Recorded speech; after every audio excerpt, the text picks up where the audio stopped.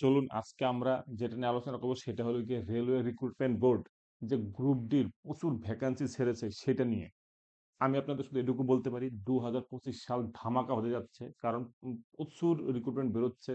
Central বলুন আর state government বলুন, দুই তরফ থেকে প্রচুর প্রচুর ভ্যাকান্সি বেরোচ্ছে। তো আপনারা সেই অনুসারে বন্ধুরা এবার ঝাঁপিয়ে পড়ুন, এবার চাকরি নিতেই হবে। তো এবার আমরা আজকে যেটা নিয়ে আলোচনা করবো সেটা হলো রেলওয়ে রিক্রুটমেন্ট বোর্ডের গ্রুপ ডি পোস্টটি নিয়ে। চলুন দেখা যাক এই পরীক্ষাটি কি প্যাটার্ন, কি সিলেবাস, কবে থেকে শুরু হবে, ফর্ম ফিল আপ, সমস্ত কিছু আজকে আমি এই ভিডিওতে আপনাদের দেখাবো। তো বন্ধুরা, গভর্নমেন্ট জ্ঞান ইউটিউব চ্যানেল আপনাদের সবাইকে স্বাগতম। আপনারা যদি এই চ্যানেলে নতুন হয়ে থাকেন তাহলে অবশ্যই চ্যানেলটিকে সাবস্ক্রাইব করে দেবেন, লাইক কমেন্ট শেয়ার করতেও ভুলবেন না, কারণ এরকম বিজ্ঞপ্তি আপনাদের আমি প্রথম সবার আগে নিয়ে আসবো এই ভিডিওর মাধ্যমে। তো চলুন বন্ধুরা, দেখে নেওয়া যাক এক্সাম প্যাটার্ন কি এবং সবকিছু আমরা এই ভিডিওতে কভার করব। তো বন্ধুরা দেখতে পাচ্ছেন যে এবার যে গ্রুপ ডি রিক্রুটমেন্ট হতে যাচ্ছে সেখানে প্রায় 32,400 ভ্যাকান্সি, 438 ভ্যাকান্সি। তো বন্ধুরা এবার ঝাঁপিয়ে পড়ুন, ঝাঁপিয়ে জাস্ট। তো দেখুনই আমরা আজকে কি কি নিয়ে আলোচনা করবো, এই রিক্রুটমেন্টের সামারি নিয়ে একটা আলোচনা করবো, ইম্পর্টেন্ট ডেট হতো কবে ফর্ম ফিল আপ শুরু হচ্ছে, কবে লাস্ট ডেট, কি কি পোস্টে আবেদন করা যাবে, অ্যাপ্লিকেশন ফর্মটা এবার কি হবে, অ্যাপ্লিকেশন ফি কত, জেনারেল কত, এসসি এসটিদের কত, এলিজিবিলিটি ক্রাইটেরিয়া কি, অর্থাৎ কারা কারা এই পরীক্ষাটা দিতে পারবে, সিলেকশন প্রসেসই বা কি হবে, এক্সাম প্যাটার্ন কি হবে, সিলেবাস কি হবে এবং স্যালারি স্ট্রাকচার কি হবে। এছাড়া অ্যাডমিট কার্ড আমরা কবে ডাউনলোড করতে পারবো, কোথা থেকে ডাউনলোড করতে পারবো।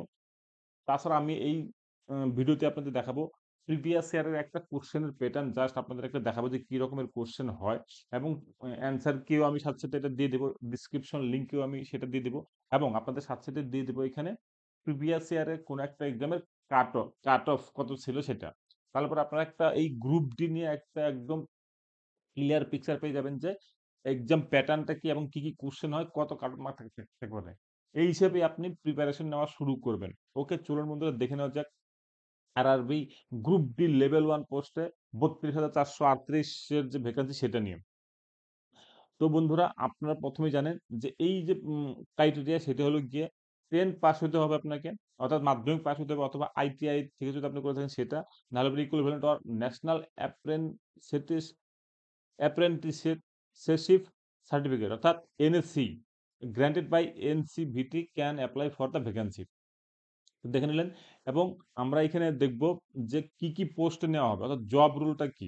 অর্থাৎ এখানে pointsman, assistant track maintainer, assistant operations and assistant PL and AC. অর্থাৎ আর অ্যাডভার্টাইজ নাম্বারটা মনে রাখবেন অবশ্যই, সিইএন 08/2024। আর এটার জব লোকেশনটা টোটাল প্যান ইন্ডিয়া লেভেলে হবে। তো জব ভ্যাকান্সি আপনারা দেখে নিলেন 32,438, টোটালটাই অনলাইনে আবেদন করতে হবে আপনাদের। আর আমরা জানি মাধ্যমিক পাস, বয়স যদি বলা হয় তাহলে পুরো 18 থেকে 30 এবং 18 থেকে 33, অর্থাৎ এবার আপনি এখানে যে বয়স আছে সেটা আপনি রিজার্ভেশন ক্যাটাগরি যারা আছে তারা ছাড়ও পাবেন, অর্থাৎ এসসিদের জন্য এসটিদের জন্য আলাদা আলাদা ক্যাটাগরি আছে, সেটা আমি দেখিয়ে দিচ্ছি পরে, ছাড় পাবেন। আর অফিসিয়াল ওয়েবসাইট যেটা আছে সেটা হলো কি rrbcdc.gov.in, অর্থাৎ আপনি যে জোনের জন্য করবেন বা ডিভিশনের জন্য করবেন, শিলিগুড়ি হলে শিলিগুড়ি, কলকাতা হলে কলকাতা, সেখান থেকে আপনি ঢুকে করতে পারবেন। আমি পরবর্তীতে যখন রেজিস্ট্রেশন শুরু হবে কিভাবে ফর্ম ফিল আপ করতে হবে সেটা আপনাদের আমি লাইভ দেখিয়ে দিব। তো কোনো টেনশন করার দরকার নেই যে কিভাবে ফর্ম ফিল আপ হবে না হবে, সেটা আমি পরে দেখিয়ে দিব কি করে হচ্ছে না হচ্ছে। তো বন্ধুরা দেখে নেওয়া যাক। আর এই যে ফর্ম ফিল আপ যেটা শুরু হবে সেটা হলো গিয়ে 23শে জানুয়ারি থেকে, অর্থাৎ 23শে জানুয়ারি 2025 থেকে শুরু হচ্ছে, এবং লাস্ট ডেট হবে 2025-এর ফেব্রুয়ারির 22 তারিখ। তো আপনারা দেখে নিন এই ডেটগুলো মনে রাখবেন, অবশ্যই 23 তারিখ থেকে শুরু হবে। তো আপনারা 23 তারিখেই ফলো রাখবেন। আমি 23 তারিখে আপনাদের কি করে ফর্ম ফিল আপ করতে হবে সেটা আপনাদের আমি অনলাইন একদম লাইভ দেখিয়ে দিব।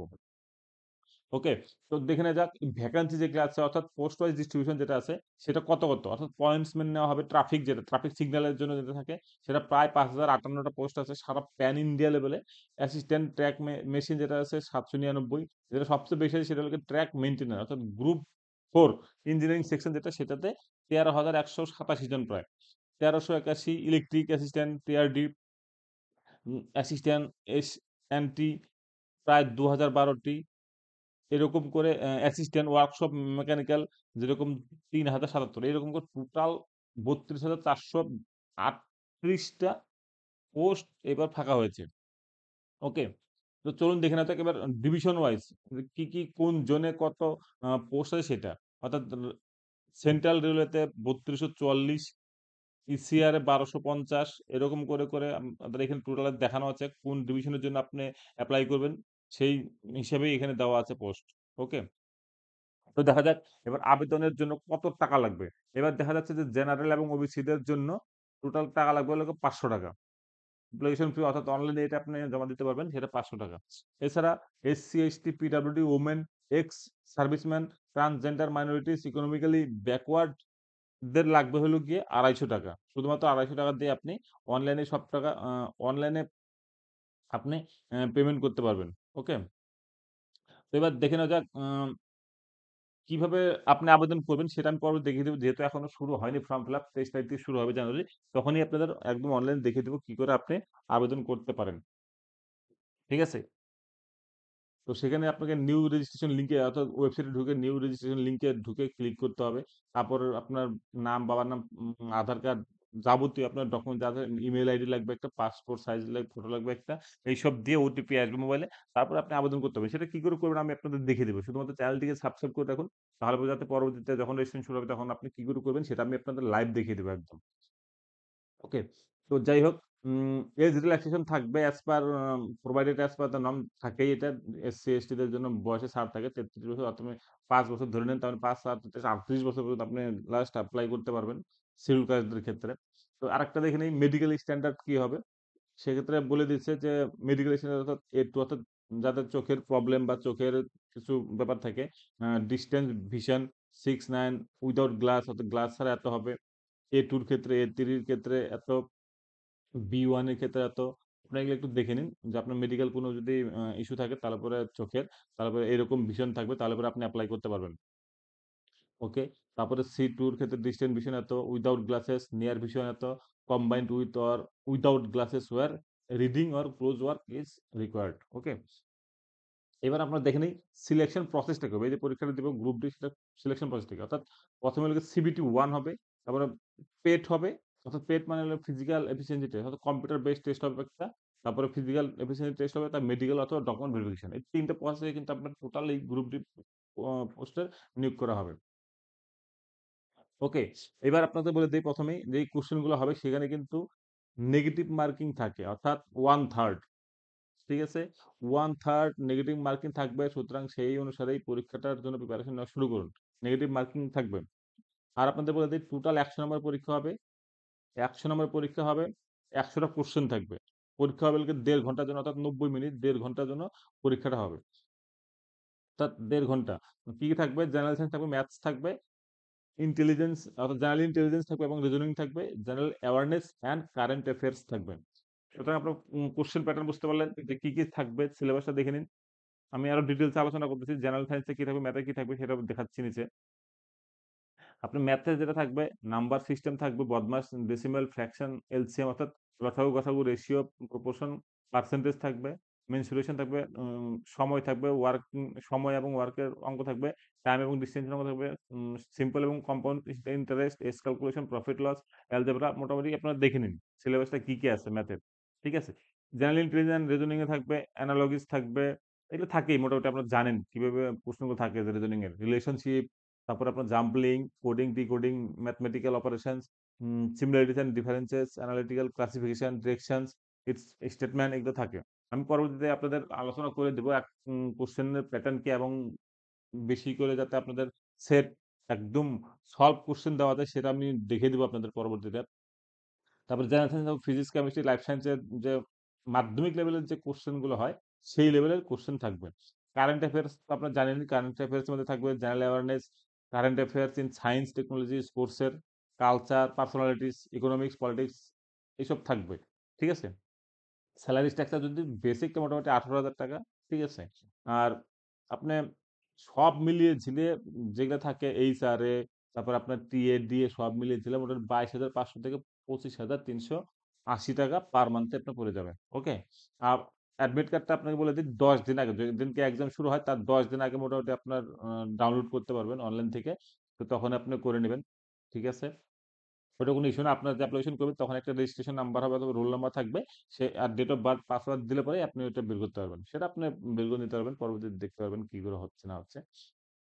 এবার আপনাদের একটা ভীষণ ইম্পোর্টেন্ট, সেটা হলো গিয়ে কি রকমের কোশ্চেন প্যাটার্ন থাকে সেটা আপনাদের দেখাচ্ছি। প্রিভিয়াস এর একটা কোশ্চেন আমি দেখাচ্ছি আপনাদের, যে কোন টপিক থেকে কত নাম্বার থাকে সেটা একটা বুঝতে পারবেন আপনি। যেমন যদি ম্যাথের ক্ষেত্রে আমরা ধরি, তাহলে পরে দেখা যাচ্ছে উম সিম্পল ইন্টারেস্ট এবং কম্পাউন্ড ইন্টারেস্ট থেকে একটা কোশ্চেন আসছিল।